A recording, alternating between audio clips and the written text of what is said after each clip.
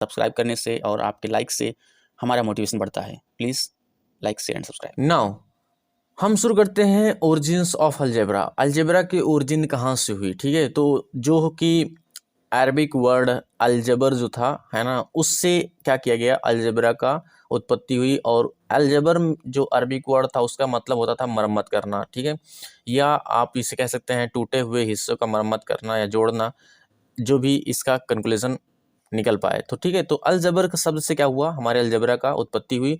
और जो कि एक पेरिसियन मैथमेटिक्स थे, उन्होंने अपनी किताब जैसे में इंट्रोड्यूस किया था और उनका नाम था अल ख्वारिज़मी। और उन्होंने एक किताब अपने जो प्रस्तुत किया था, अल किताब अल मुख्तसर फ़ी हिसाब अल ज़बर। यहाँ अल ज़बर जो वर्ड दिख रहा है, इसी वर्ड से क्या किया गया है ना, बताया गया अल ज़बर वल मुकाबला, है ना, इस किताब में इंट्रोड्यूस किया गया था। ये लगभग 9th सेंचुरी में इंट्रोड्यूस किया गया था इस किताब को। तो इस किताब में क्या हुआ, यहाँ अलजबर वर्ड आपको मिला था। अब अगर हम हिस्टोरिकल डेवलपमेंट की बात करें तो हिस्टोरिकल डेवलपमेंट में कुछ स्टेजेस हैं। अगर हम स्टेज फर्स्ट की बात करें, ठीक है, जो स्टेज फर्स्ट था उसको हम एंसेंट सिविलाइजेशन कहते हैं, यहाँ से शुरुआत हुई थी। और जो बेबीलोन के लोग थे, यहाँ के जो रहने वाले लोग थे बेबीलोन में से, ये लोग जो है अलजेब्रा का यूज़ करने लगे थे किसी भी लीनियर और क्वाड्रेटिक इक्वेशन को सॉल्व करने के लिए। और लगभग ये 4000 साल पहले की बात हो रही है, ठीक है। तो 4000 साल का मतलब ऐसा अज्यूम कीजिए कि ये है हमारा टाइम पीरियड यहाँ से शुरू होता है, जिसको बिफोर क्रिस्ट का जन्म कहते हैं, यहाँ पर जीसस क्रिस्ट का जन्म कहते हैं। अगर सिंपली बात करेंगे तो टाइम पीरियड हम मान लेते हैं यहाँ शुरू हुआ, तो इधर से 200 साल बिफोर कॉमन एरा, है ना, कॉमन एरा के नाम से जानते हैं। और इधर है कॉमन एरा। तो बिफोर कॉमन एरा 2000 ईयर और 2000 ईयर यहाँ से तो 4000 साल पहले की बात होती है कि बेबीलोन के लोग जो निवासी थे, उन लोगों ने क्या किया था, द्विघात समीकरण और बीजगणित का उपयोग किया था। फिर धीरे धीरे देखा गया। अब ये यूज़ कैसे किए, यूज़ करते थे कि जैसे खेत वोतों का, है ना, इनका जो नापना अपना होता था, तो उनके क्षेत्रफल को निकालने का काम कर रहे थे लोग। फिर यहाँ देखा गया कि जो इजिप्शियन लोग थे, ठीक है, ये इजिप्शियन लोग भी क्या करने लगे थे, अपने बेसिक्स कुछ कह सकते हैं पजल्स को, पहेलियों को हल करते थे, ठीक है।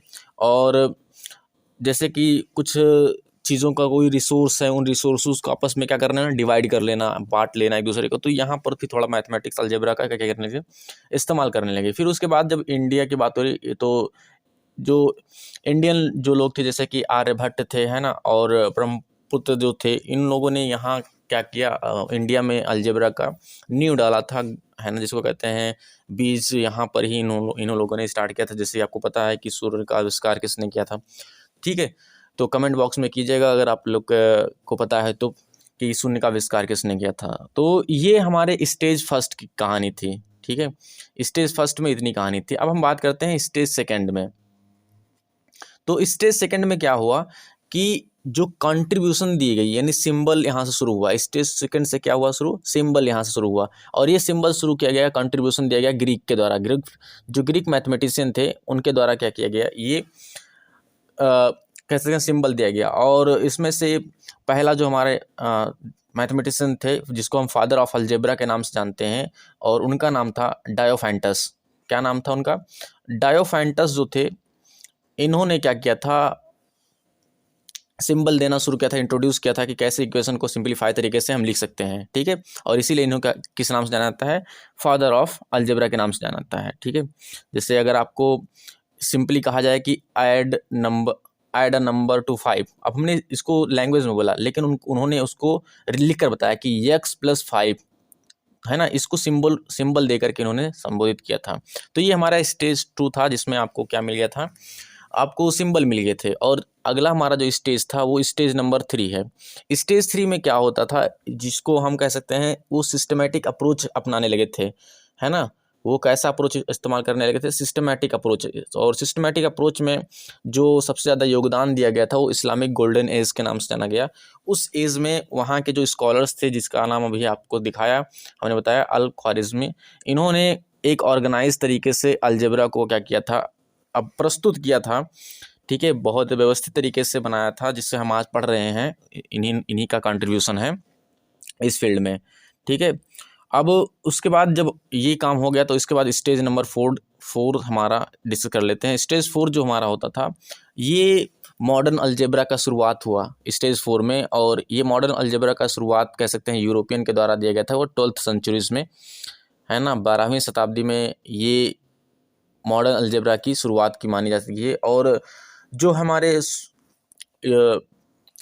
मॉडर्न अलजेब्रा की शुरुआत के बैकबोन जो हमारे थे, जिन्होंने दिया था, इनका नाम था फिबोनाची, है ना, क्या नाम था इनका, फिबोनाची। और फिबोनाची ने क्या किया था, अरबिक अलजेब्रा को यूरोप में प्रस्तुत किया था, और इसीलिए उसे क्या कहा गया, बैकबोन ऑफ मॉडर्न मैथमेटिक्स।